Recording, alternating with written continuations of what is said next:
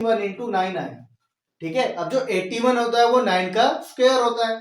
ठीक है, तो 9x इक्वल टू 9 इंटू 9 कर देंगे, और ये तीसरा 9 पहले से हमारे पास है। नमस्कार दोस्तों, स्वागत है आप सभी का मोहित की पाठशाला में। आज की इस वीडियो से हम लोग एचपी पटवारी के लिए एग्जाम की तैयारी स्टार्ट कर रहे हैं। मैं अपने चैनल के माध्यम से और अपनी वीडियोस के माध्यम से आप सभी की हेल्प करने की ट्राई करूंगा, और ज्यादा से ज्यादा इस बात का ध्यान रखूंगा कि आपके जो डाउट्स है मैथमेटिक्स को रिलेटेड उसको सॉल्व करने की ट्राई करूं।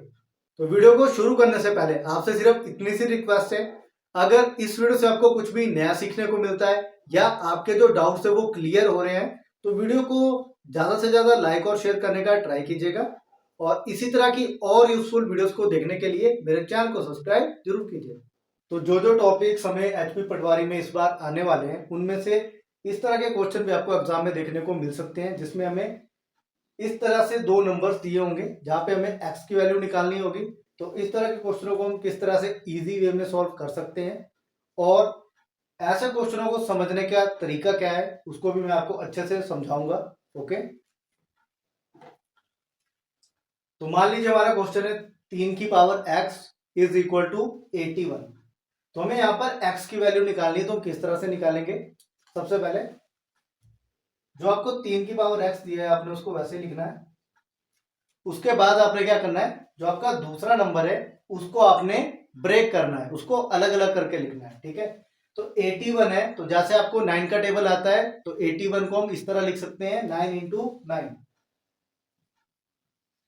Okay, 9 into 9। हमारा जो मेन गोल है वो इस नंबर को 3 की पावर में लेके आना है। ओके, 3 की power x is equal to, अब 9 को हम इस तरह ब्रेक कर सकते हैं 3 इंटू 3, और इस 9 को भी 3 इंटू 3। इजी। अब इन सब के ऊपर जो पावर है वो 1 है, कितनी है 1। ओके, अब क्या होगा 3 की power x is equal to, अब हम क्या करेंगे, जब हमारा बेस सेम होता है, बेस यानी आधार, यानी जो हमारा ये नीचे वाला नंबर है अगर वो सेम हो, एक जैसा हो, तो जो ऊपर वाली पावर है उसको हम प्लस करेंगे, उसको ऐड करेंगे। तो 1 2 3 4, तो 3 की पावर आ गई 4। अब दोनों तरफ यहां पर 3 3 है, जब इसको कंपेयर करेंगे तो हमारा आंसर होगा x is equal to 4। Okay, अब हमें इस आंसर को चेक भी करना है कि जो हमने ये x की वैल्यू 4 निकाली है वो सही है या नहीं। ओके, तो 3 की पावर x, हम 3 की पावर जब यहां पे 4 करेंगे तो इसका मतलब होगा 3 इंटू 3 इंटू 3 इंटू 3, 4 टाइम्स हमें 3 लिखना है। ओके, तो 3 गुना 3 9 हो गया, 9 गुना 9 81। तो हमारा जो आंसर है वो पूरी तरह से सही है। इसी तरह के अब हम कुछ और क्वेश्चन करेंगे ताकि आपको इस तरह के जो क्वेश्चन है वो आपको क्लियर हो जाए। ओके, अब हमारे पास जो क्वेश्चन है वो है 2 की power x is equal to 128। ठीक है, कि 2 की पावर x है, हमें यहाँ पर फिर से x की वैल्यू निकालनी है। तो सबसे पहले आपने क्या करना है, सेम स्टेप इस तरह से लिखना है। अब जो 128 है ना, आपने पहले उसको 2 से डिवाइड करना है। ठीक है, जब आप इसको 2 से डिवाइड करोगे, या आप इसको आधा भी कर सकते हो। ठीक है, तो 12 का आधा हो गया 6, 8 का आधा हो गया 4 इंटू 2। ठीक है, अब जो 64 है उसको हम फिर से ब्रेक कर सकते हैं। अब जो 64 होता है वो 8 का स्क्वायर होता है। ठीक है, तो हम इसको इस तरह लिख सकते हैं 2 की power x equal to 8 into 8। मतलब जितना छोटा हो सके उतना छोटा करना है, ताकि जो हमारे ये नंबर है ना इसकी पावर है वो सेम आ जाए। ओके, तो 2 की power x is equal to, अब 8 है यहाँ पे, तो हम 8 को किस तरह ब्रेक कर सकते हैं, देखो, या तो हम कर सकते हैं 4 गुना 2 करके, या हम डायरेक्ट इसको कर सकते हैं 2 इंटू 2 इंटू 2। तो ये पहले वाला 8 हमने इस तरह से ब्रेक किया, अब दूसरा 8 ब्रेक करेंगे इस तरह से, और ये 2 पहले से ही दिया हमारे पास। ठीक है, अब हमें सिर्फ ये काउंट करने की कितने 2 हमारे पास हो चुके हैं। तो 1 2 3 4 5 6 7, कितने हुए 7। तो 2 की पावर x इक्वल टू 2 की पावर 7। मैंने आपको अभी बताया था कि अगर हमारे नंबर जो हमारा बेस होता है, आधार होता है, वो सेम होता है, तो जो पावर्स होती हैं वो ऐड हो जाती है। ओके, यहां से x की पावर आ गया 7। ओके, और अपने आंसर को चेक करने के लिए आप क्या कर सकते हो, इस x की जगह आप 7 पुट करोगे तो आपका आंसर 128 ही आएगा। ठीक है, 2 गुना 2 4, 4 गुना 2 8, 8 गुना 2 16, 16 गुना 2 32, 32 गुना 2 64, 64 गुना 2 128। ओके, ठीक है, तो कुछ और क्वेश्चन करते हैं ताकि आपको इस तरह के क्वेश्चन में किसी तरह की कोई दिक्कत ना आए।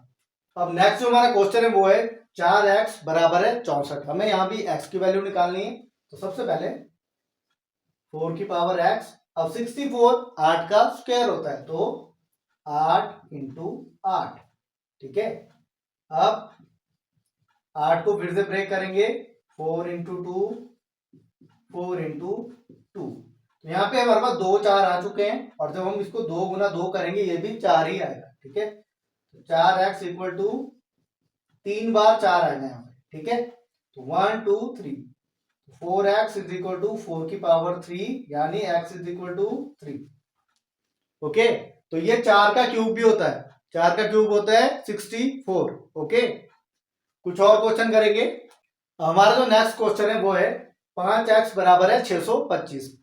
अब हमें यहां भी x की वैल्यू फाइंड आउट करनी है। अब हमें क्या करना है, 5x इज इक्वल टू, जो हमारा 625 होता है वो हमारा 25 का स्क्वायर होता है, 25 इंटू 25 करते हैं तो 625 आता है। ठीक है, तो हम इसको इस तरह ब्रेक कर सकते हैं, 25 इंटू 25।